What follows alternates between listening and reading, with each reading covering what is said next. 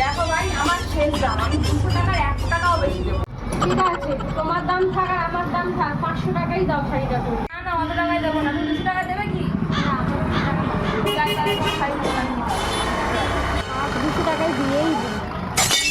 সামনে তো পুজো, দামটা এমনিতে কমই ছিল। নিয়েই নি। 500 টাকায় দাও। No, no, no, no. না